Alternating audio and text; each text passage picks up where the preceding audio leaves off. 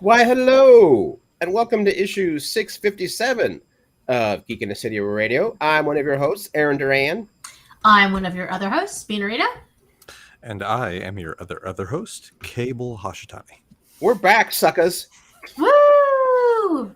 Did you miss the us? weirdest delivery of my own name I've ever done. Did you guys all remember to write your what I did over the summer essays? Yes, teacher. Who I'll do it on the night. Yeah, I did that the night before. Well, your summer's not over until the night before. That's right. And then sometimes you even try to skate it in a little bit more. I was going to ad lib, do more of an oral report. That's right. Respect. I would be lying if I said that I never actually tried to do that when I was in school. I don't remember having done it, but I guarantee it happened. I am like the queen of like having a long deadline and then not doing it until right before the deadline. Right. And if you don't give me a deadline, well, good fucking luck. Then nothing ever gets done. That'll teach you. That'll learn you.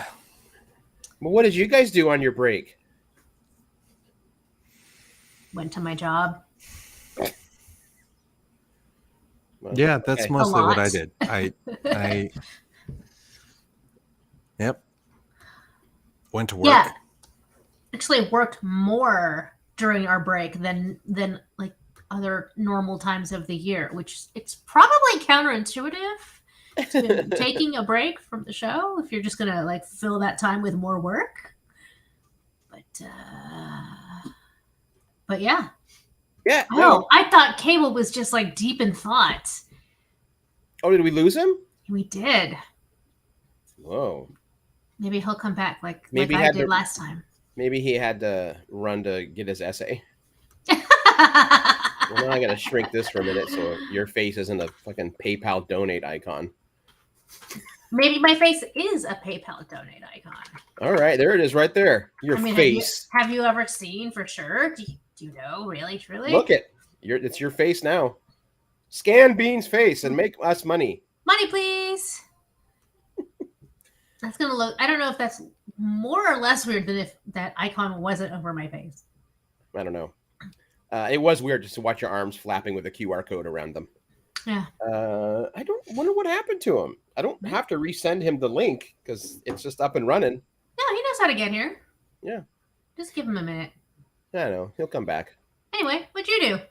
I mean, I feel like I also worked a lot, but it's gonna sound like, oh, Aaron said he worked a lot, but he did it at like San Diego Comic-Con.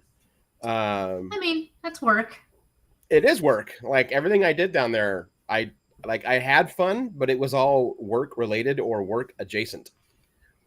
I don't want to talk too much about it until Cable gets here so he can chime in and stuff. He might need a minute. Okay. We could tell it. Cable angered the Wi-Fi gods in downtown. I mean, it happens sometimes. Yeah. So yeah. Yeah, San Diego was cool. First of all, it was so much nicer weather. So sorry about that, you all. It never got above like 78 degrees where I was. Fuck you. It was pretty magical. Even where I was staying, which was like 45 minutes inland in the desert, even there, their hottest day was like 92. Yeah, because even in the inland, that area there, they get some of that Gulf. They kind of get some of that coastal breeze. Yeah. So that part was just lovely. But it's a cool show. Like it's funny. Like you and I both, like we have done our fair number of shows, like all three of us. Mm-hmm. And you kind of know how shows go in terms of like, you know, about the people that are going to be there. You just, you know, we all kind of go into show mode, whether you're a guest or working a table or you're an attendee. There's a certain kind of personality you kind of lock in when you're doing it. Yeah, you have to like maintain a certain level of energy. Yeah.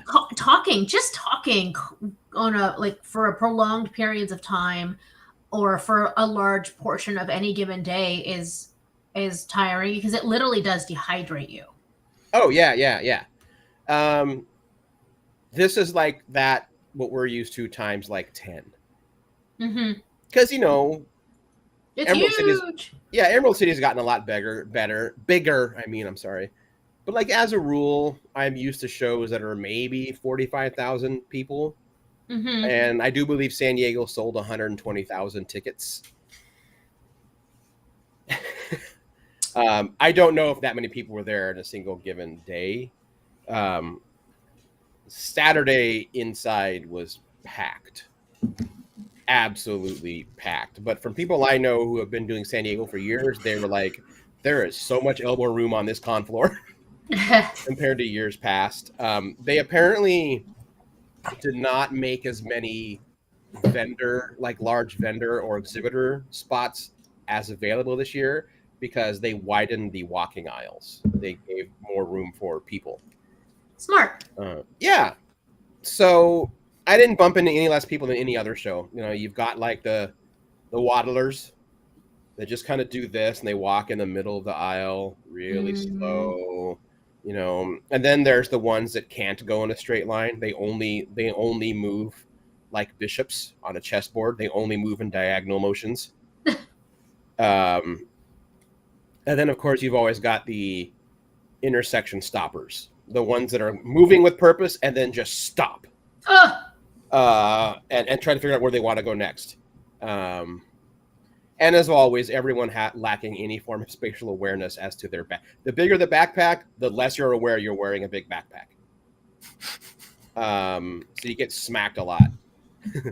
By Saturday, I had gone into I am done being smacked with a bag mode, which, assuming it wasn't a kid or someone that maybe had mobility issues, if it was just some sweaty dude with like 5 roll-up anime poster tubes out of his back pocket, sticking out of his backpack. Oblivious. Yeah.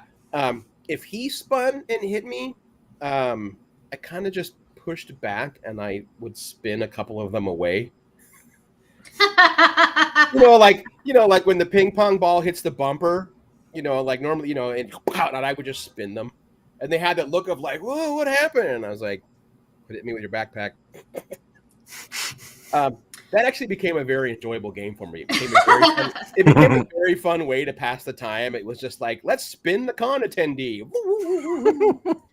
And in fact, in my head, try to raise their awareness level, right? That was my intention. And I love that Cable giggled there because every time I did it, I heard Cable's giggle in my head. Because I felt like, Bean would get it. Cable would really appreciate this form of traveling through the con floor. It sounds like a form of traveling through the con floor that Cable has done. Yeah. Right. Yeah. I have a friend who calls it the New York walking. It's the I have a place to be. So I'm not going to be rude, but I am going somewhere. And if you stop in front of me, you will get ran into. Yeah. So there was that. I mean, that was that. That was cool. I actually didn't get to do as much talking as I was hoping. Without going into too many details, but if you're at all on Twitter, you know that there has been drama within the publishing world. So I didn't have a booth to go to or panels. So I was on my own kind of thing. Hello. But I still had a good time. I got to check out a couple of the large experiences, which was pretty cool. The D&D Tavern was legitimately fun. They put a lot of good detail into that tavern. Yeah, it was really cool. And they had actors that were acting like, PC characters. One of them was just sitting on the bar quietly writing in their textbook, and they never really interact with anybody. So I stuck up behind them and just kind of leaned over their shoulder to read what they were writing. And they were writing like little displays, like bad maps and stuff. And finally, I think he could tell that I was leaning over his shoulder because he spun. He looked at me and he says, "How much did you see?" And I leaned in close and I was like, "Enough to know that you're probably going to die if you do this." And he went, "Damn it." Then he closed the book and went to another part of the bar. Sorry. So that was pretty cool. I almost on the last day there, they were taking the that D&D experience down, like probably around 2 o'clock on Sunday. So all the official Paramount people or whatever, they're all gone. It's just the construction crew. It's like, we got to fucking take down this nerd shit now. Oh my god! And like they left out some of the props were just kind of sitting on the sidewalk, and I was like, should I try and steal part of the D&D tavern? And by part of it, the giant dragon-shaped and symbol that they just left leaning against the wall with no one looking at it. Literally, if I wasn't flying, I might have gone for it. If I had driven, I'd have been like, fuck it, do it. This will look great on Porchland. That'd have been pretty sweet. It would be pretty sweet. It was pretty good. And that's kind of like the only real big experience I got to do. I got to get into Nagia's. FX had a pretty large experience, but it was all of their more popular shows. So like American Horror Story had a little section, but they had a small version of Nagia's Vampire Nightclub. Oh, I would have loved to go to that. That was pretty cool. That was pretty fun. The rest I didn't get into, mainly because you have to book them like days before the con gets in. The two that I did get into, it was literally because I was apparently charming or lucky enough to just slip in. So that was pretty cool. Yeah, I didn't go to a lot of panels because, like, again, like you two probably both like experienced this. It's not that any of the panels were bad, like they weren't, but as a rule, like panels don't really change. No matter what show you're at, it's always, this kind of representation in comics, or it's a spotlight on this creator, or it's how to self-market your own comics, or how to break in. And I'm like, they all could be great, but they're all kind of the same. Yeah. Which I know I'm sounding like I was like, I'm an old hat at this now. It was just like, I'm not gonna, bust my ass to move the 3/4 of a mile to get to one panel where I'm like, I know what they're going to talk about. I mean, if it's an artist, a creator, I should say, that I'm really excited about, or like, like, oh, I never want to miss, when this person speaks. I'll do it, even if it's somewhat repetitive. But yeah, there was a couple I went to, like they had because they kicked off the Milestone initiative with all new creators. And like new creators to work on Milestone. So I went to like the Milestone retrospective that introduced some of the new people part of the Milestone initiative. And that was cool. That was fun. But yeah, that's kind of it. I got to hang out with a couple people that I work with to an extent. That was actually very welcome. Because once I was at the con, I was at it. The only downside to letting a friend stay at their house is if they live a 45-minute drive away. I can't go to my hotel in the middle of the day and take a nap, which would have been great. So like once I was there, I was fucking there until it was done. But I got to explore San Diego. San Diego is still probably the only city in California I'd ever willingly lived at again.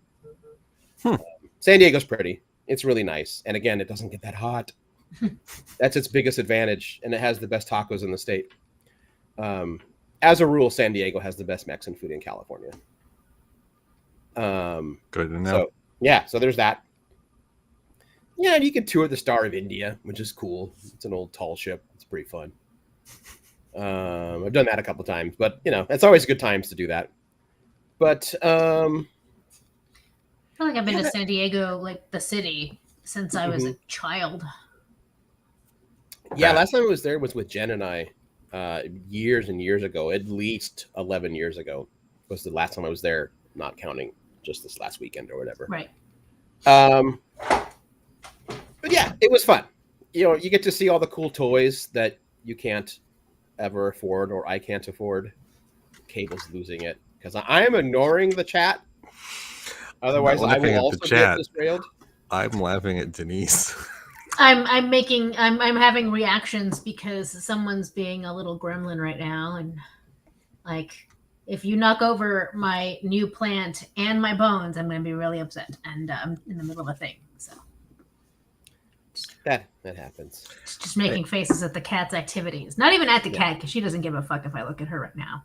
Right. Yep. Uh, Honestly, I thought you were making faces at your husband, which would have been funny. Like, can't you see I'm podcasting right now? What are you doing? No. As the only other human in the house, he's quite respectful of, like this huge swath of the house that's all connected is just mine for the duration every Tuesday. For the duration. No, he holes up in like one of the few rooms that has a door on it and just does his own thing until I'm done. Or until he falls asleep. That's good. That wouldn't happen.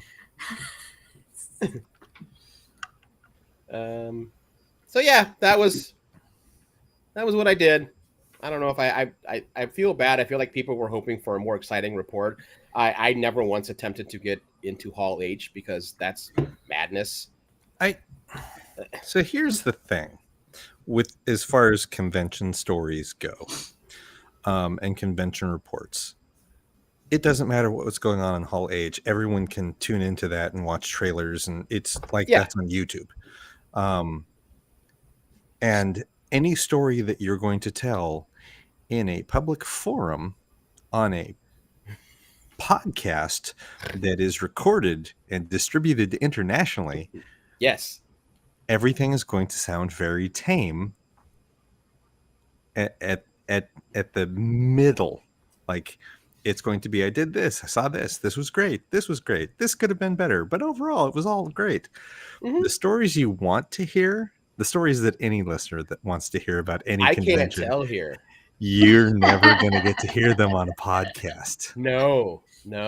You're never going to get to hear them anywhere where there's fucking recording material or recording equipment. It's not going to happen. No, not at all. You wouldn't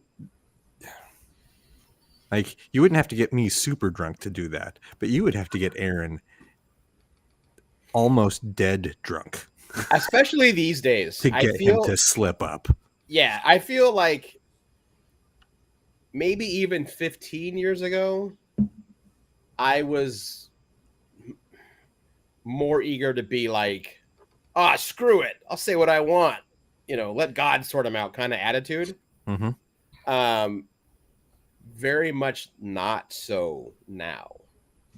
That is not to say that I have less frustrations. I actually have more. So many more. Mm-hmm. So fucking many more. But with that comes a need that, like, nope, can't say a damn thing. Because it is never as easy as someone is a bad guy or someone is a bad actor within a situation. There are multiple people involved, and people make mistakes. People do things. People make good decisions. People make bad decisions.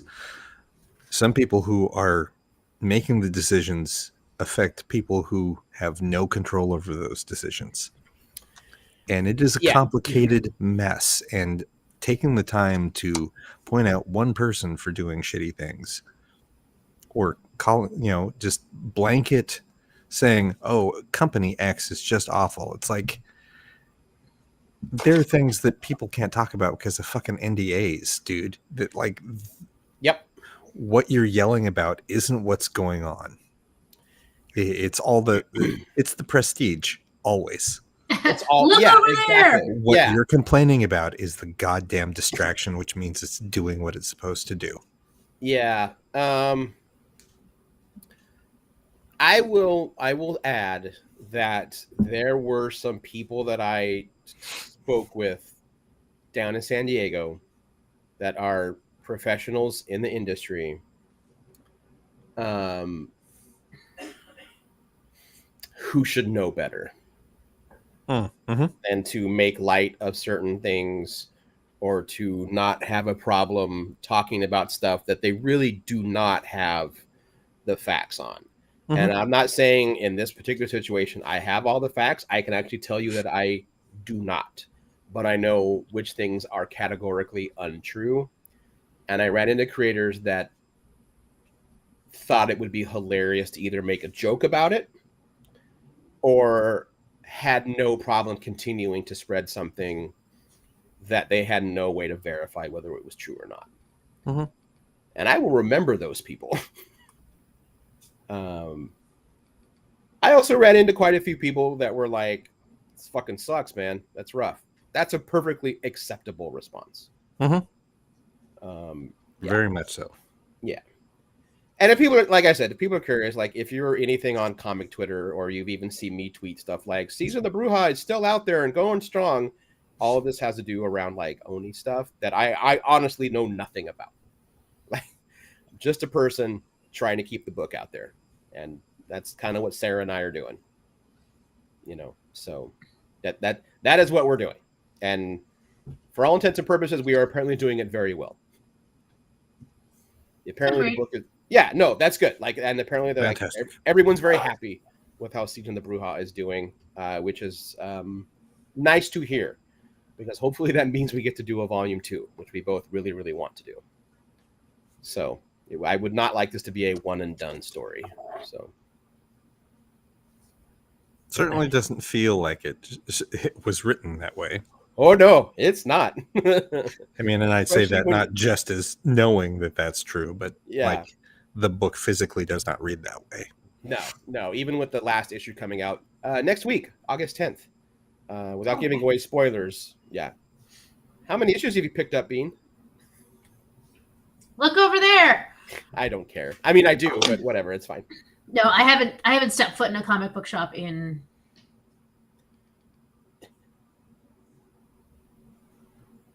Help me. I don't know. I literally my brain froze. Was it February of 2020?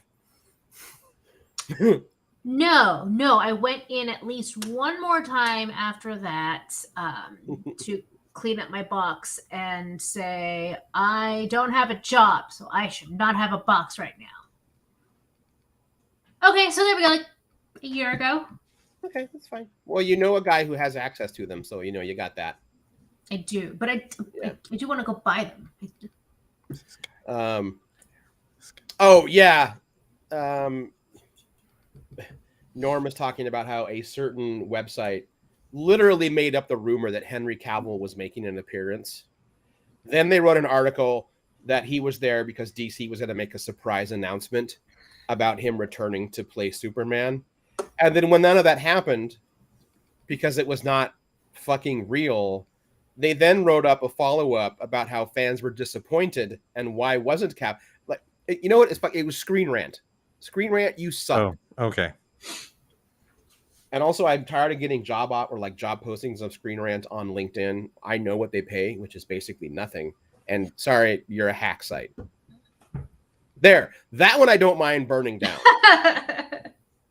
I'll go get the gasoline. Yeah. They're like one step above that fucking We Got This Covered website, which is the worst out of all of them.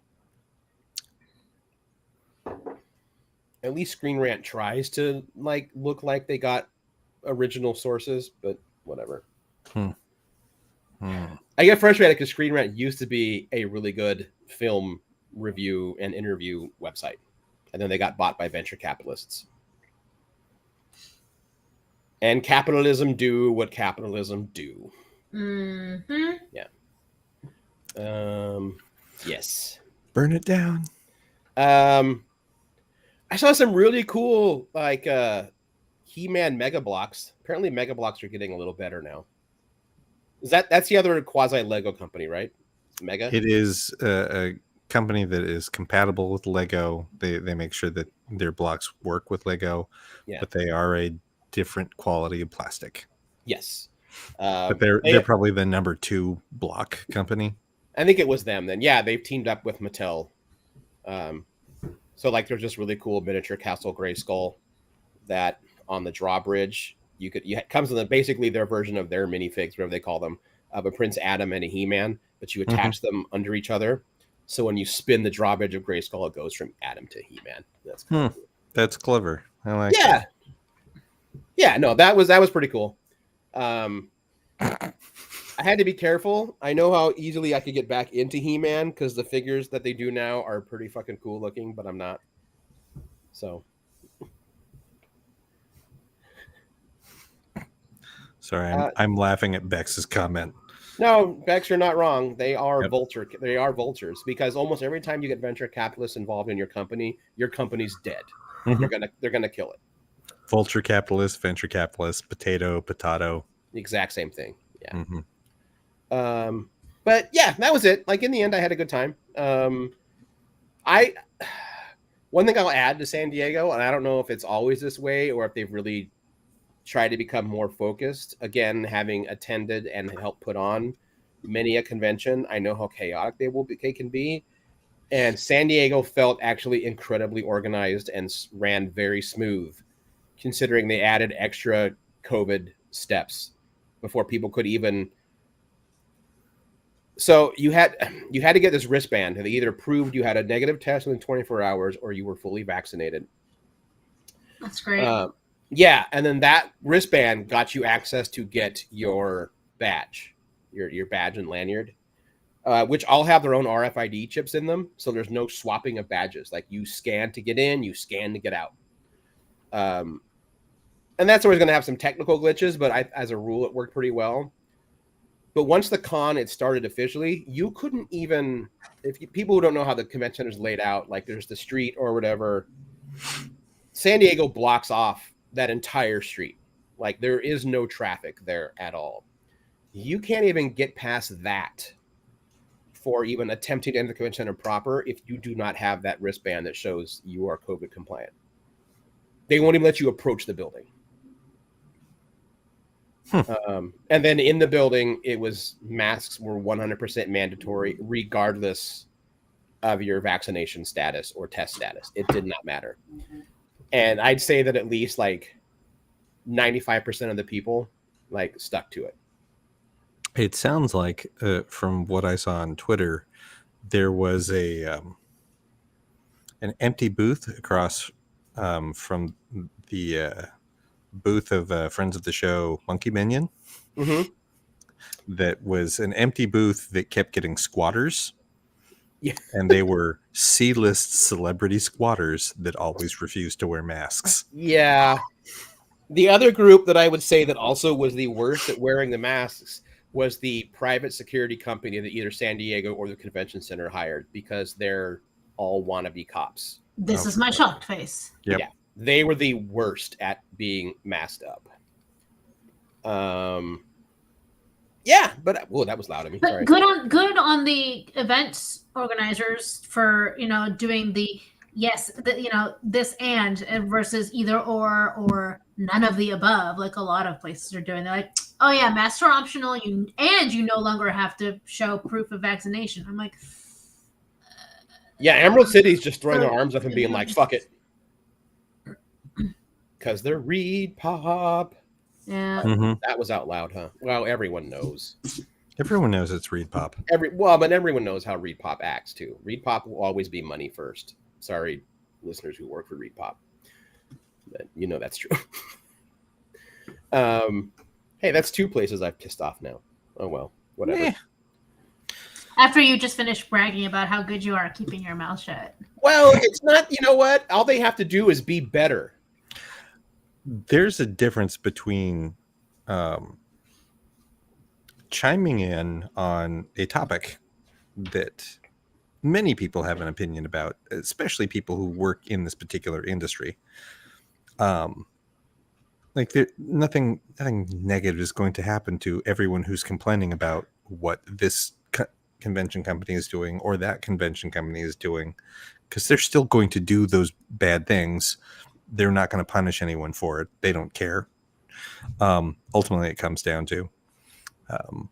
And then there is talking about things that anyone outside of the industry, no one knows it. Right. That's way different. Yeah. By all means, I encourage. That's right. Mm-hmm. I encourage everyone To shit talk. Say what's in your heart. Yes. I know I've heard of a few people, or actually a pretty decent number, that caught COVID. But from what I learned, for the most part, these were people that were doing things that were not in the convention center proper. So like after parties and or even just events that were unsponsored. So as I understood it, San Diego Commons policy was 100% masked in the convention. But there are many events and panels that are like convention adjacent and they fall under the purview of San Diego Comic-Con, but they happen at like the Marriott and the Hilton, and those places are allowed to set their own masking rules. Right. And they were mask optional. Almost everyone I've heard about has had to be like, yeah, I probably got it at this thing at the Hilton or this thing at the Marriott.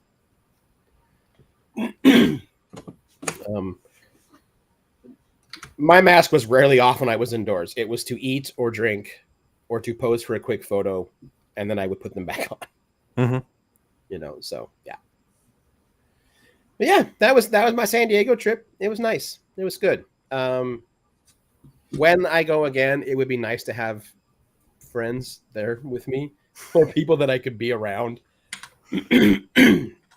Con's gonna be oddly lonely when you're on your own. So. You do travel better in a posse. Yeah. Yeah. So yep, that was it. That was my trip. I ate lots of good tacos, which is also one of my goals when I was down there. Good. Yeah. Good job. Thanks. What are you guys doing? Well, we covered what we did already. That's true. Work. Yep. Hold on, I got it. And then my Wi-Fi went out.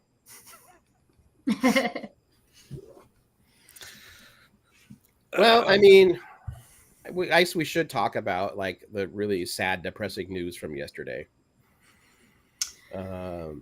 Oh my God, was it yesterday? Sunday. It was Sunday. Sunday. Okay. The world lost Nichelle Nichols. You know, it's one of those things where like you can't be shocked, and I don't mean that to sound blasé, but you get to a certain age, and you know. Anyway, not to say that like I wasn't upset or hurt by it, but she was 89 years old and had ailing health. Yeah, this. Yeah, I don't think it came as a surprise to anybody. No, right. That doesn't make it easier to process, right? In the moment. Yeah, and it just becomes a nature of you grow up with these people, and that's just the nature of what that is. You're going to lose the people that you looked up to or were an inspiration to you, because that's just life. Like that's just how that goes. Mm-hmm. Oh my gosh! But that still didn't make it any like less of a bummer. But like, I mean, every place has probably said it better. Like her impact was so much more than just being Uhura on that screen. And even if it was, that was huge. I remember when I first learned that she had been recruited by NASA to do recruitment. Like that was fascinating. Mm-hmm. Yeah. She's one of the reasons that Mae Jemison wanted to get into NASA. Mm-hmm. She's why Whoopi Goldberg thought she could become an actress and a comedian. Like all of these like people that didn't think their future was going to be allowed in America felt differently because they saw Nichelle Nichols in a place of power on that bridge. Mm-hmm. It may not have even it may not have been that overt to a lot of people, but I mean, she was technically fourth in command, I think. Yes, kind of thing, fourth in command, which is it connotes equity. Mm-hmm. And for all the issues that I have and had, with Roddenberry, he fought to put her on that show. Like the studio did not want her. Well, CBS didn't want her. Desilu was totally fine with it. Lucille Ball and Desi Arnaz were fine. Yeah, it was the network that didn't want to put it on. Um, she was always there for civil rights issues. Mm-hmm.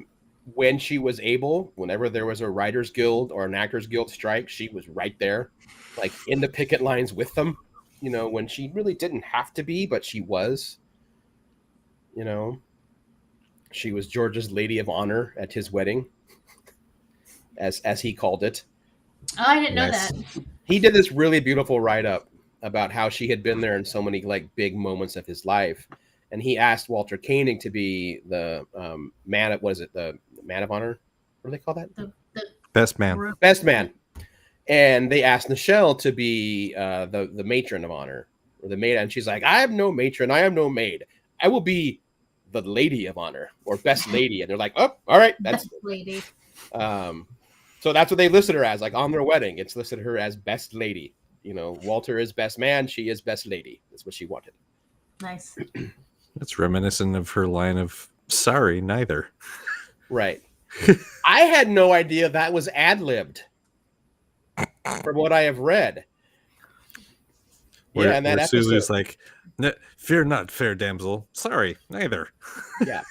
Yeah, that was apparently an ad-lib. Huh. Good for her. Yeah, that's really cool. Yeah, Norm mentioned he's happy that Celia Rose Gooding is doing the role justice, which they are. I think she's been a great Uhura. Yeah, I mean that cast is great. Yeah. Yeah, I don't know what else to say. Like I saw some folks like I don't know. Yeah, her impact is just massive, and it's we're just coming to that reality that eventually, like all these people that inspired me to do what I do now are gonna pass, and Yeah. I just got to get ready for it, more and more and more. I mean, I don't think that there's really a way to get ready. It's No, it's always going to be hard. yeah, and I guess I don't think about their impact on me until after they're gone, and then it's like, oh shit,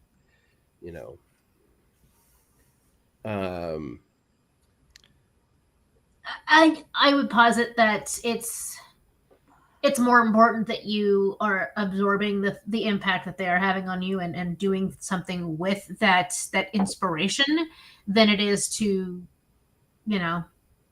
reminisce about it before the fact. No, I get what you mean, and I'm It not. sounds weird, but No, I get it, and I'm not trying to make this all about me anyway at all. That's not what I mean by that. But I mean, I guess the thing I keep thinking is that these performers through themselves, through their characters, were like a source of it's entertainment, but also like inspiration right. and hope. And the best way to honor them is to use that. You use that, and then you continue their good work. Like that's what you're supposed to do. Mm-hmm. So that's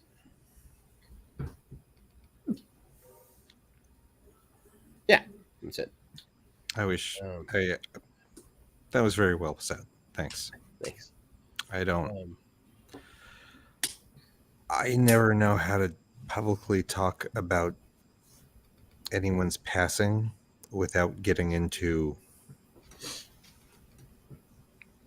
my weird takes on death. So, I do know that Nichelle's passing is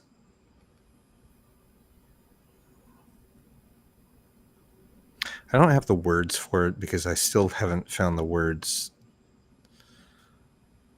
for, like it. Sorry, Nichelle is forever linked to me to Dana. I was thinking that yesterday, actually, and I know that I have still never processed that. Right.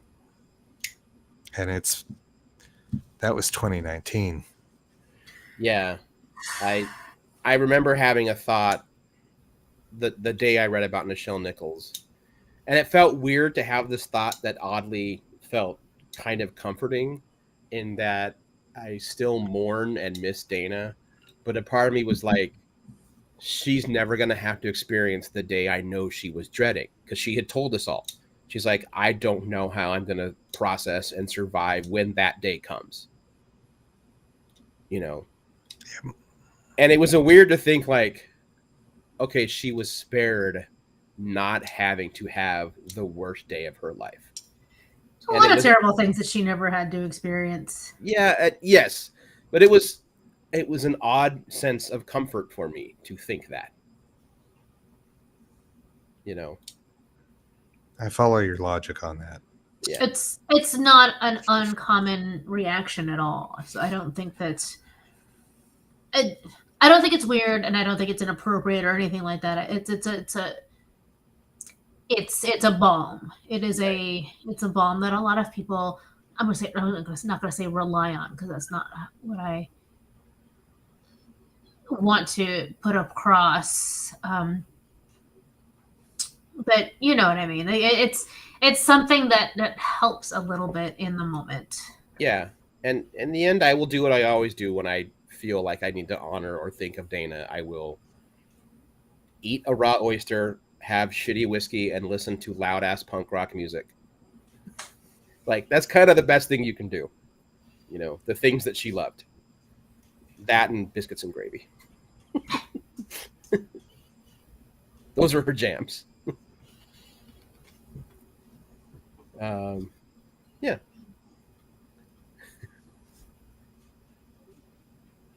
I don't know. Should we take a quick break? I don't know what we're going to do after this. This seems like a good place to take a break. All right. I got to remember how I did this. I remembered. Welcome back. Our false break, as it were. Although I don't know what we had planned after this. I need to catch up on Avatar again. So. I know we had 3 things. Well, you're not. Yeah, we're not. Avatar. We'll get back to when we can fit it back into the schedule. I think that there's we have plans. We had plans beforehand that. I know we are literally 2 days into August, but October is going to be right around the corner, which means hitting up the HP Lovecraft Film Fest. We had so much fun at the Portland Horror Film Fest at the beginning of July. Oh my God, we had so much fun. That was a great weekend. Yeah, it was incredible. And the work that both Gwen and Brian put into that, as well as all of the work that all of the filmmakers put into it and all of the volunteers. And knowing that going into Lovecraft season and Halloween season, I know that we want to get a jump on that and bring people on September to talk about what they're doing. So I think we'll figure out when to put Avatar back on the schedule. Yeah.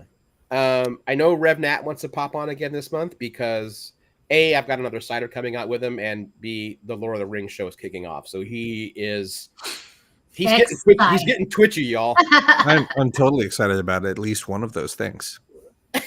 Spoilers, it's the cider. Oh my God, is it too late to try to figure out some sort of viewing party thing with Nat? For at least the first episode? Wait, do you think they're going to drop all at the same time, or is it going to be a weekly? I don't know. Let's not discuss logistics right now. If they're smart, it'll be a weekly. Later this month, we're going to have B. Dave Walters on. He's fully confirmed. Oh, yes. That's right. That's in a couple weeks. That's 2 weeks. Yeah. Yeah, the 16th, I think. Yep. And he will likely have Tales of Gen Con, which is happening this weekend, I think. Yeah. That's a show I still want to go to one day. I would like to experience Gen Con, you know. I feel like Gen Con is like Dragon Con light in terms of nerd debauchery. Here's the thing with you know how everyone talks about time travel and what they would do with time travel? I realized that the thing that I wanted that I really wanted a TARDIS for was so that I could just go to every Dragon Con. Okay. One right after the other. just to bounce and go. Yep. I can show Okay. up, sleep in the TARDIS, Oh. get out, do Dragon Con, get back in, jump Right. to the next one. Right. Because then you can get as much rest as you need in between without losing time. Right. Yep. Yeah, that's a good idea. I wouldn't mind going back to Dragon Con again. It's been a while, so it would be kind of cool to check it out again. I honestly feel that, like, while I would like to, I think at this point I will be disappointed. What do you think we're aging out of getting the full Dragon Con experience? I have aged out of a lot of things. And I am actively trying to keep in mind that I need to offer insight when it's asked for, but otherwise just stay out of the kids' way because they need to figure this shit out. You can still have fun. Yes, I can, but I can't have fun like I did when I was 30 or 20. I think that's what I meant when I said, have we aged out of Dragon Con? My ability to go full tilt for 20 hours a day for 4 days straight, those days are gone. I can't do that. I don't know. Like, I do think that I could do it. And then I would sleep for a week. I could do 2, maybe 3 days of that, but but not a whole week anymore. Yeah, like I could probably do 2 or 3. You're right. Yeah. Like I could never do Burning Man at this point. Like, hell no. That's a young man's game. Never, and also never had it well. That's a white man's game also. Also a rich white man's game. I'm sorry. Just I saw this on Twitter. Someone, it's like, I think it was someone with a background in epidemiology. It's like, I'm just going to call it now. This year's Burning Man is also the monkeypox super spreader event that we're all fearing. We're already dropping the ball on that. Do not. Yes, and since we have a platform and people listen, I want to get this out because this piece of misinformation needs to die and die now. Monkeypox is not in any way, shape, or form a gay disease. Nope. It's not. If you are a straight, white, heterosexual woman from the Midwest, you can get monkeypox. What? Regardless of what your doctor tells you. The only example of someone having monkeypox that I've seen was a white woman from the Midwest. Because their doctors don't know what it is. And when they do know what it is, they've been telling people, it's like, no, it's fine. You're not LGBTQ. You don't have anything to worry about. It's essentially, it has replaced AIDS as it's a gay disease. Stop that. Yeah, and it's going to be pretty important to like really advocate for yourself if your doctor is dismissive of it, but you suspect that it is, because there are a lot of cases where, well, it doesn't look like what the CDC described, and that's why doctors are dismissing it. Yep. Because it doesn't look like the main example, and like we've seen from COVID that like things change and present differently all the time. Right. Yep. Yeah. So please wash your hands. It's transferred on surfaces. Don't just try and close at the store. Yeah, That hadn't even occurred to me. Oh yeah. Yeah. Well, see, I'd read that trying on clothes is not necessarily like off the rack kind of stuff. I thought it was skin to skin, but I don't remember for sure. Yeah, I'm not sure. Wash your hands anyway. Yep. Yeah, don't be gross. Yep. That's a big part of it. Like in the early days of the COVID pandemic. Oh God, we have to specify which pandemic now. Any bets on what the one next year is going to be? Anyway. I do. Because we're already getting it. Oh, what is it? Because of the parents that refuse to vax their kids, guess what's coming back? Measles. Polio. Holy fuck. Yep, there are new cases of polio. Jonas Salk is going to come back from the dead and beat someone silly. That someone should be Jenny McCarthy. Oh, she hasn't been around in a long time. Is she still? Yeah, but who was the guess who was the but she was the public face of "Don't make me vax my kids." Yes, she was. Yeah, she's the reason that that entire report got any traction that has been disproven time and time and time and time again. Yes, but yeah. Anyway, it's polio. But yeah, what I was going to say is, in the early days, they kept a can of Lysol or just spray disinfectant near the door, so I would just spray down my shoes. Apparently, that's a good practice for monkeypox. Okay, I mean, because it apparently lives long on surfaces. So, right. I mean, I'm not a doctor. Yeah, I don't Lysol my shoes, but trust me, almost all of my cleaning agents are a 10% bleach solution, and I have always been this way, even before COVID. That is, unless it is a surface that is not supposed to have bleach, that's what I use. And you keep a tidy house. I try. I do my best. So yeah, this is all true. Now I'm thinking of that. I know I sent Denise and Ida this stupid TikTok thing about the guy who's talking about how he's like, I believe in science. He was like, I believe in science, I believe in the science, but if you notice how we're all starting to treat COVID like Four Loko now, in that you can still get it, but it doesn't do what it used to do. Yeah. That made me chuckle, is all. That's, it's pretty good. I had coworkers talking about that. They're like, yeah, it was bad and got this, but it wasn't this. I'm like, are you missing the point that 2 years ago this conversation would have not occurred because you both have died? Right.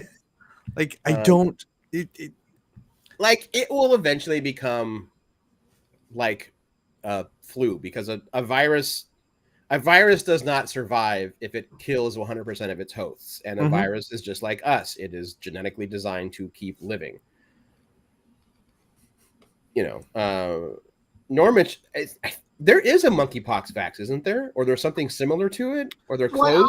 What I had heard is that you could use the smallpox vaccine because it is very similar in terms of treatment. However, the stores of smallpox vaccine that the U.S. had are almost all expired. So we have to source it now from a different country.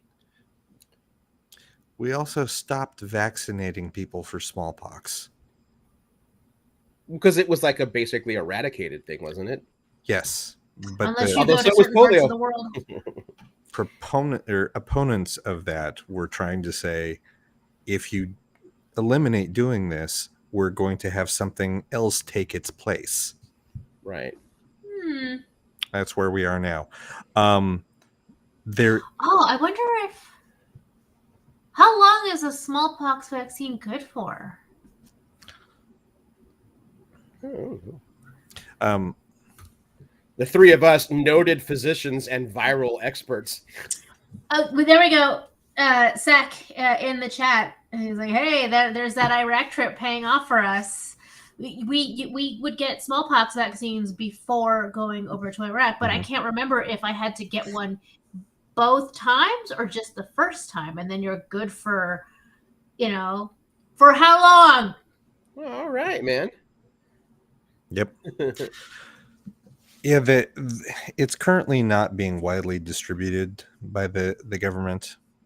It's not just that they don't have any. Oh, Bex has all of the information that I'm about to say. There we go. Yeah. I am not surprised that Bex knows is on top of this. Yes. Yeah, that does make a lot of sense. Yep. Yeah. For the listeners who are not in the chat, The answer is there are 2 vaccines. One is a single shot, one is a double shot, but they aren't ready available right now. And Bex is unable to inform us as to why. Thanks, Bex. Or when, like because they're not. Which gets back to my original point. That's because they're going, oh, it's a gay disease. It's like, go good. I know it's not. Whatever. Yeah, I know it.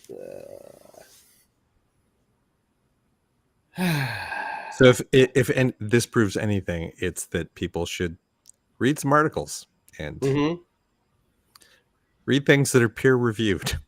Right. And read beyond like the headline and then the byline under it, please. Yep.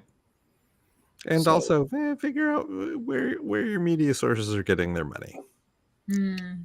Also that's a big fucking deal. I mean, there's other geek news, but it's incredibly frustrating as well.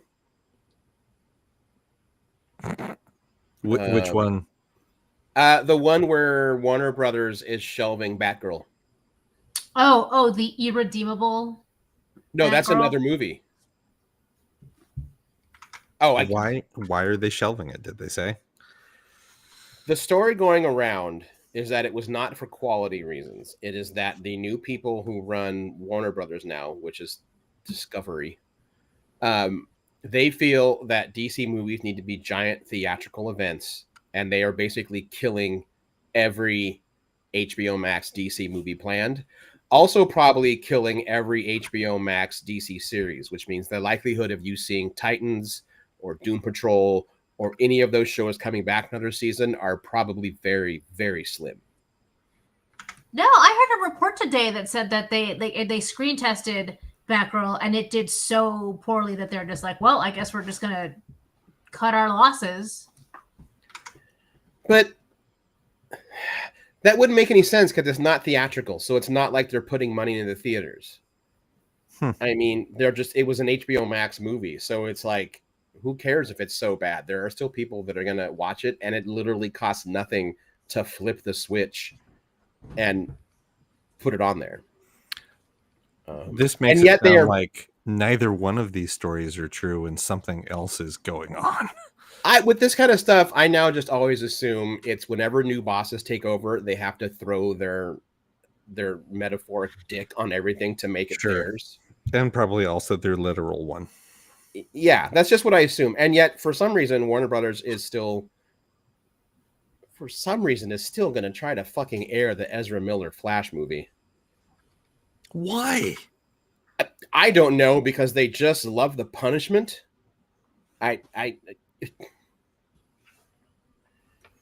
Just fucking that's right. Scrap it and move Grant Gustin over. Yeah.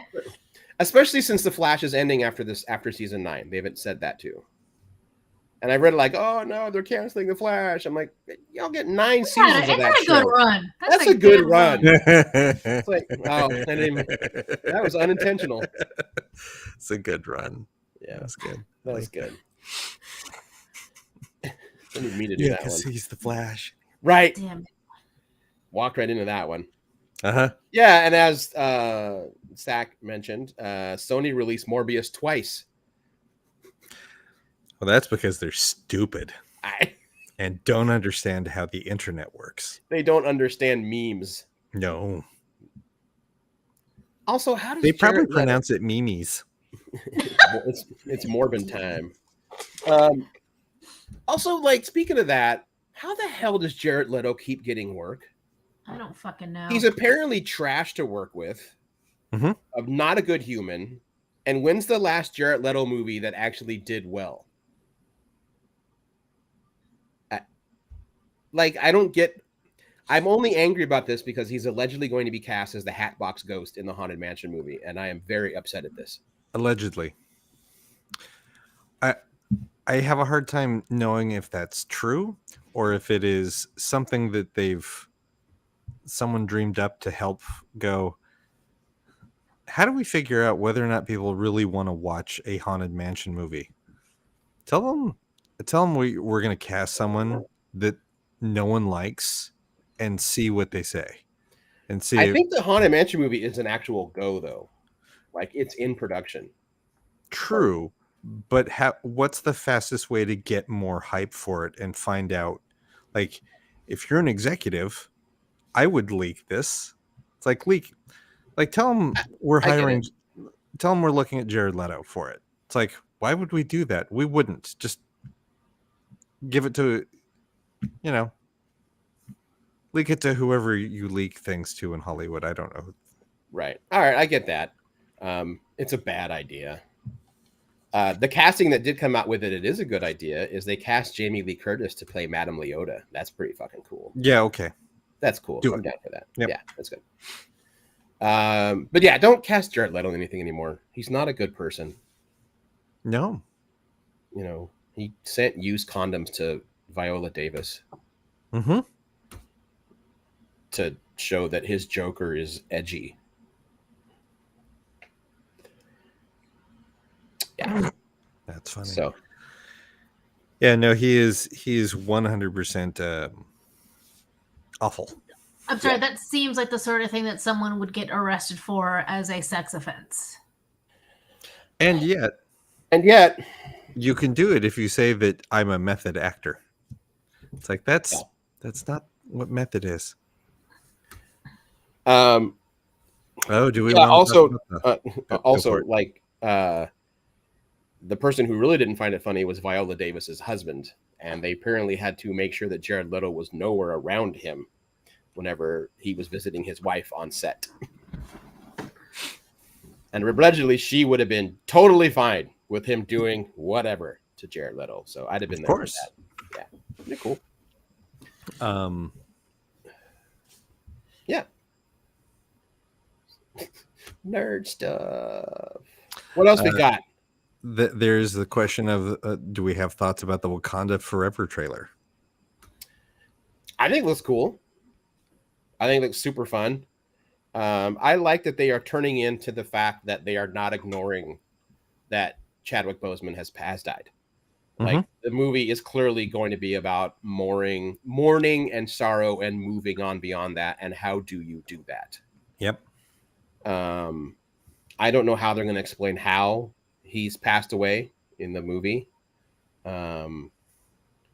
Judging by how his mom looks, I'm guessing it's maybe not like a simple he had a health issue, because Angela Bassett as Ramonda looks fucking furious in a lot of her scenes.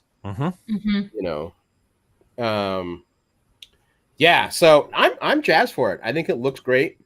I'm curious to see who's in the suit in that final shot in the trailer. I like that we're going to get Ironheart, which is cool. Me too. Yeah, I'm really pumped about that. I actually hope it's Angela Bassett in the suit. I know a lot of people are thinking it's going to be Shuri, but I don't know. I like the idea of it being Angela Bassett, of the Queen, putting on the suit for a while. I would take any of the 4 women leads. Yeah. In that suit. Yeah. The characters of the Queen, Shuri, Nakia, or General Okoye. Any one of them, I'd be 100% fine. If it's someone else entirely, also fine. I feel like it makes the most sense to give it to Shuri, just for like longevity's sake. But it would be coolest to give it to Angela Bassett, especially because you said like she obviously has a lot of rage just in this trailer alone, and why not bring in an older Black female superhero? We haven't really had that yet. No, and it's not to say that she has to keep it for the whole thing. No, it could Black just be... Panther is handed down to that who is needed. The person who is best suited for it at the time. Yeah. I saw, as always, like some reports of people hoping they don't want it to be Shuri because they don't feel like we've seen her trained as any kind of like fighter that could adequately wear the suit. And I'm like, really? Like, that's your reason? You're fine with the magical purple flower that imbues you with the power of Bast. That makes sense, but just because you've never seen Shuri do fight training. Do a spin kick. You don't think that she could wear the suit? And like, okay. And she has fought, hasn't she? She fought in Black Panther, and she fought in Avengers Endgame. It's the reason that any of those arguments feel immediately like you said words, but all I heard was, I don't like her because she's a girl. Yeah. I'm sure. Norm said, I'm so tired of the flimsy excuses. What was that, Bean? Sorry. I'm so tired of flimsy excuses for why you don't want you want something. Better ones? You want better excuses, or do you want them to stop having excuses and own up to what it is they're actually mad about, so that they can address it? Yes, that. Okay. Yeah, that. The latter. Norm, you said, I hope Namor isn't the one who kills him. I don't think so. I think the movie's going to open with him already passed away. Yeah. Yeah. Yeah, because it feels like there are already memorial paintings. Like there's a mural of T'Challa. Yeah. And I think it's probably better for the character to have an off-screen death rather than like, I don't know. I'm not always I'm not crazy about the deep fakes sometimes. I'm sure that there's enough archival footage and enough technology to, like insert some sort of a scene, but it's not necessary. I think it's more respectful and can be much more what's the word? It's just better if you don't. Yep. Yeah, that's it. It's just better. That's the thing that just needs to be done. Yeah. I'm excited about this new take on Namor. Yeah. So tell me about Namor, guys. I don't know nothing about Namor. He is the ruler of Marvel's Atlantis, much like Aquaman in DC. Gotcha. He predates Marvel. Yeah, he does predate Marvel. He's up there with the original Human Torch. When they were Timely comics, I think. Mm-hmm. Yeah. So he's been kind of also retconned into being one of the first mutants. Mm-hmm. And yeah, he rules all the oceans. And acts like it. Like, you know how you hear people were like, why is this person so arrogant? They haven't earned it. What makes you think that they're so good? Like, well, you're the leader of an ancient civilization. Yeah, Namor rules 75% of the ocean. So when he says he's a big deal, he's not just feeding you a line. He's a big fucking deal, and he acts like it. And in the comics, but is he like a dick about it? He's just very sure of himself. Okay. He's not a dick. And also, when you first meet him, he's kind of thought of as a villain, mainly because he's like, you fucking land dwellers have been dumping on my people, literally, for centuries now, and I'm done. I'm done with it. So it's war. That's kind of his attitude. Like, you have literally dropped your garbage on us for too long. That feels pretty reasonable. I feel that Namor. Go ahead. Sorry. Namor was labeled a villain the way that Magneto has been labeled a villain for years. In that, they were villains in the 1960s. In 2020, these people are not villains. The same way, like Pamela Isley has gone from, oh, she's a supervillain, she's a femme fatale, she does this, to she's been trying to save the planet for decades. Why is she a supervillain? The people that she targets are corrupt corporations that actively poison the planet. Why is she the supervillain? Yeah. Right. Namor's other thing is he's also like very charming. And that is also something that he knows. He knows he's very charming. He has been written by various writers in various different ways and has become intertwined into the Marvel universe in a very specific way. So when he first arrived, he was an enemy of the Human Torch, and the Human Torch was not Johnny Storm and not part of the Fantastic Four. He was an android. He was an android that was created that could burst into flame when exposed to oxygen. And he was he was a hero in New York, Namor attacked the surface world. They fought. Then World War II started, and they went, I don't like you, but those are Nazis. And Namor kind of went, all right, truce. Let's go beat up Nazis. And Namor became a hero that helped beat up Nazis. And then in the 50s, he became a villain again and was trying to take over the surface world for punishing them. Yeah. And then the Fantastic Four happened. And he became a romantic foil to Reed Richards because Sue Storm was totally into him.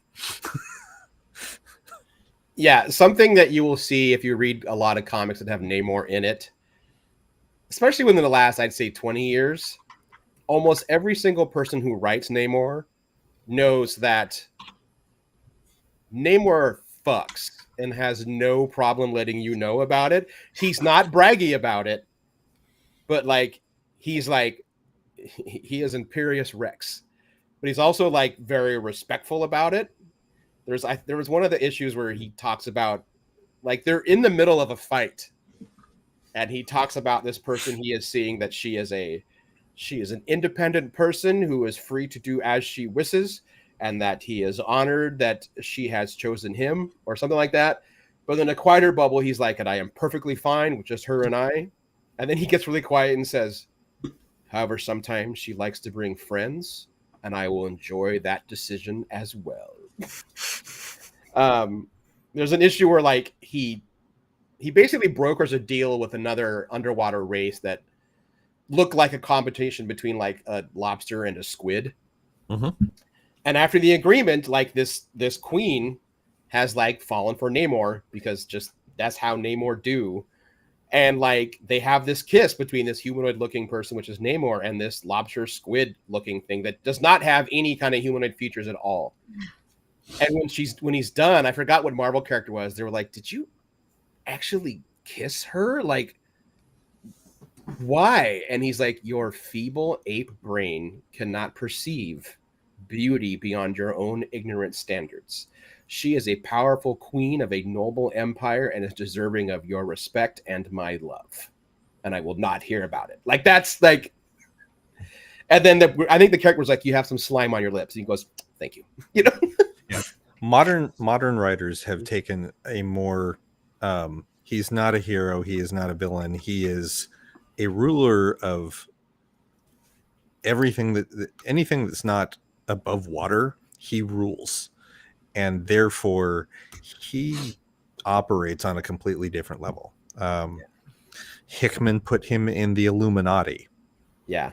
So like he sat at the same table with T'Challa and Strange and Tony and Reed Richards. And Black Bolt. Yep. And Xavier. Yeah. Like, and they brought up the fact, it's like, is anyone else going to address the thing in the room, which is that Namor's been after Reed's wife this whole time. And Reed Richards is the guy that Dr. Doom always wants to be, which is why Dr. Doom is so mad at Reed Richards all the time. Mm-hmm. What Reed Richards is to Dr. Doom, Namor is to Reed Richards. And that says a lot. Yeah. Interesting. Yeah. Yeah, and they did about 20 years ago made him a mutant. Yeah, that was always weird, but I think it's the fact that he has wings on his feet that allow him to fly. That is his mutation. Yeah. So he is technically also an X-Man. He was involved in the Return of the Phoenix Force when they split it between 5 different people. They split it between the Colossus and Magic. Right. Emma Frost, Namor, and Scott Summers. Yeah. That went about as well as you think it would. Yes, because after that, Namor flooded Wakanda. Mm-hmm. For reasons. To war. Like, and they went to war. And not like made it uncomfortable. He flooded the country. And then had no problem like telling T'Challa, like, just by the way, get bent. And also, like, the people that are still alive in your country, they're only alive because I will it.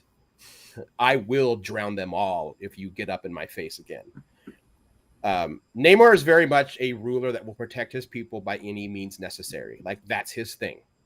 Leave us alone, we'll leave you alone. But you started a fight in my backyard, so I will burn you down. Or I will flood you, more likely. Mhm. Yeah. I think that's fair. And, now he's Mayan. Just fucking righteous. Which I'm 100% here for. Yeah. Like, it's like, oh, okay, we're gonna do this. This is fantastic. Done. Yeah. I also want the Lego set. Yeah. I like initially, like, I was kind of annoyed. I was like, oh man, we finally get like that Mesoamerican culture into the MCU, and they're the invading empire and they're the villains. But I got over that pretty quickly because A, it looks amazing, and I don't think that's going to be the whole story. I think this is also how we get Dr. Doom. I think Doom instigates the war between Wakanda and Atlantis. I also had that thought. That sounds like Doom. I didn't know enough about the characters or the lore to really like have strong feelings about it. I never noticed that before. Sorry, I'm looking at. I saw that too. God damn it. I mean, he's not wrong. And knowing Hickman, that was probably intentional. Yeah, probably. He's like, it's going to spill penis. The penis 5. But yeah, that was when I first saw the trailer, like, it was that feeling of like, oh, really? But I kind of worked it out in my own head. I did a little post about it where I was like, I don't want to argue with people. This is just the thoughts. I'm not saying that's how it's going to go. But that is the impression that they gave. That's the impression they gave. But still, like, they look amazing. Those underwater scenes look fantastic. Uh-huh. Yeah. And we're getting Namorita. Yeah, we're getting. What's kind of interesting is that the 3 primary Atlanteans that we're going to see in this movie are all performers that were meant to be in a movie about the rise and fall of the Aztec Empire, right as the Spanish arrived, and like actually film it isn't like it. They did not lose because the Spanish were so much better trained and had better firearms. That's not actually why the Aztec Empire fell to the Spaniards. There's a lot of other political reasons, and the Aztecs smaller civilizations around them, and the Spaniards learned to exploit that. And there's a lot of reasons. Apparently that movie got really deep into pre-production, and then the whole thing was canned. Oh, so no. There's some folks talking about, like, it's kind of cool that these actors that we were going to see play these traditional historical roles get to play MCU versions of them now, basically. Interesting. So like, oh, that's cool. The actor playing Namor just looks righteous, too. Is it pronounced Tenoch? Yeah, Tenoch Huerta. Okay. Mm-hmm. And then it's not Namorita, it's Namora. Namora. Why did I say Namorita? I was going to say because Namor and Namorita. Because there is a Namorita. There is a Namorita, right? Okay. Yes. Yeah. But Namora is not Namorita. And Namora is a completely different character. Namora is the one that was in Agents of Atlas, which puts us closer to getting Agents of Atlas. I know. She was also a New Warrior, but yeah. But Namora is Mabel Cadena. And then there's Atuma, played by Alex Livinali. So I think those are the 3 actors that you were talking about. Yeah. I forget who Atuma is. I know he's like a general or something in Atlantis. There's somebody else too. And I saw her in the really amazing, the 2020 film, La Llorona. Oh, this is not that movie. It wasn't 20. I think it was 2020. 2019. Sorry, I'm jumping around here. That's right. Yeah, Maria Mercedes Corroy. I think she's in this movie too, and I don't remember in what capacity. Princess Fen. Oh, did you find her? Yeah. Oh, okay. As soon as you said the name, it's like, oh yeah, there it is, right there. She's playing yeah. Princess Fen. So if you have not seen the movie she did in 2019, it's just called La Llorona. You really have to watch it. It has to do with the Guatemalan genocide that took place against most of the indigenous Maya that still live there, and about this general that tried to have if you can find it, watch it. It's very well made. It's a fantastic. An aging, paranoid war criminal protected by his faithful wife faces death while being haunted by the ghosts of his past. This sounds intense. It's good. Yes, that is a very kind way to put it. It is intense. Watch it on a strong day. That's what I'm going to say. Which I feel like should be a no-brainer when it's also connected to something what I just said, the Mayan genocide in Guatemala. So it's not like it's light watching. Do not watch Curse of La Llorona, which is a trash film. No. Nope. It's dog shit. Yeah. Anyway. Yeah. Wakanda Forever looks dope. And it comes out in November, which I forgot. Like, it's soon. Yeah.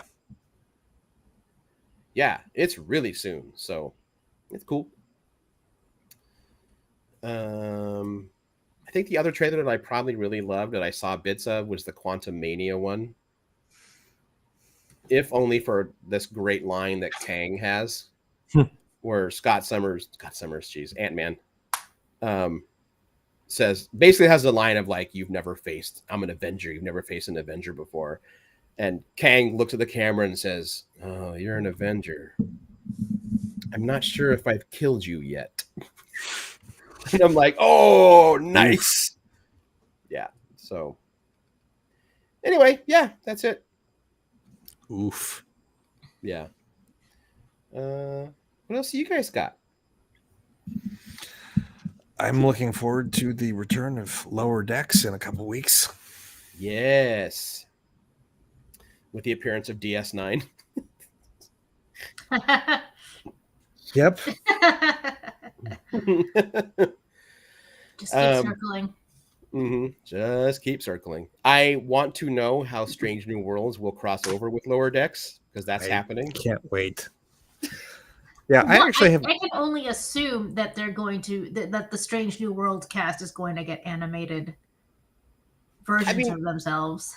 Here's the confusing part: is it's an actual crossover, so it's both. Yeah. Well, in that case, I'm 100% hoping for Roger Rabbit style. I'll take it. I don't know how they're going to do it. I'll take it. And also, they're 120 years apart. No, more than that, right? Yes, they're more than. They're like almost 180 years apart. Oh, well, they mess with that all the time. That's easy. Because Lower Decks takes place post Voyager, pre Picard. Right. And Strange New Worlds is pre TOS. Yeah. Yeah. This is the 5-year mission before Kirk's 5-year mission. So allegedly they could fud with that too if they wanted to, but yeah. Well, no, Pike has an actual timeline. He knows in 9 years he has the accident. So anyway, I'm excited. Like, all the Trek stuff has me pumped. I'm all here for it. Yeah.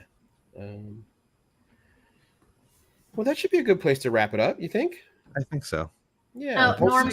Norm says that they did announce that one episode will be animated and one will be live action. You know what would be great though is if the Strange New Worlds episode was the animated one, and then the Lower Decks was the live action. I would pay real money for that. Yeah, the voice actors all kind of, to an extent, look like they're animated versions, except for one or two. Enough. Like, clearly, there's no cat, and the Ferengi security guy is not that ripped. Ferengi security, or not Ferengi? Oh my God, Bajoran. Jeez. Yes, but Tawny Newsome looks like Beckett Mariner. Yeah, that's what I mean. The guy. Why can I never remember? Quaid lad. Yeah, Quaid. Yeah. I can't think of his first name.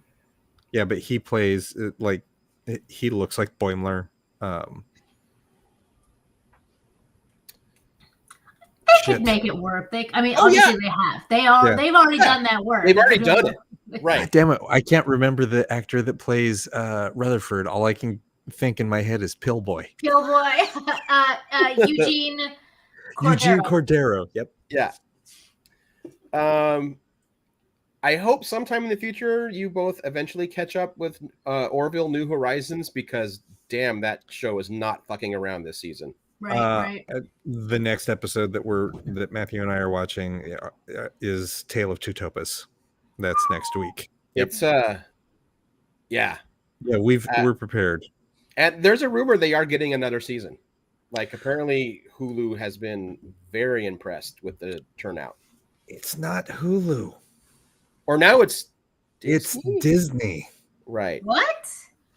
Well, they bought Fox, so yeah. Disney has just kind of gone, oh, hey, Mr. McFarland, how would you feel about Disney money? Mm-hmm. And he went, I thought I was done. Yeah. How do you feel about Disney money? Interesting. Yeah, I can imagine someone Disney being like, we're never actually going to buy Star Trek, but what if we had our own Star Trek? Uh-huh. Turns out we already do, kind of. So, anyway, I'm enjoying the hell out of it. Like, it still has its funny moments, but anyone that tries to tell you that it's the goofy sci-fi show, like, it's not. Like, oh no, it's gone very, very hard this season. Yeah, and what's good is that. Go ahead. Sorry. The lighthearted episode so far has been the weird desert planet we're stuck in a simulation to understand death episode. Right. It's like, oh, what if the Q were not complete shit heels? Yeah. Yes, the current season of For All Mankind has been excellent. I gotta watch that one. I gotta reactivate my Apple Plus or whatever. So, well, yeah, we can wrap up the show. That's all I got. Maybe we try to get Nat for next week. Sure. Yeah, that'll be a good way to put all our test all the new setup. That would be. Yeah. Well, it's good to be back. We hope you guys all enjoyed the film commentaries. We had fun recording them. I listened back to the Willow one, and it's the most tangent-filled, and it's very hilarious. It's pretty great. The best part is hearing Bean at the end yell, "Watch out for oh goddamn, I forgot his name. He was a brownie. Kevin Pollak? Yeah. Watch out for Kevin Pollak. So instead of yelling at "Watch out for snakes," Bean goes, "Watch out for Kevin Pollak." He's tiny. And I think he's tiny. Wait, but is that still better than the "Watch out for rattlesnakes" or "Watch out for snakes"? They don't have rattles anymore. No, I don't know. Oh, but they don't. It's terrifying. Well, with that, I'm Aaron Duran. I'm Bean Rita. And I'm Cable Hashitani. We will talk to everybody next week. Watch out for rattle pollux. I don't know. Bye, everyone. I got nothing for that.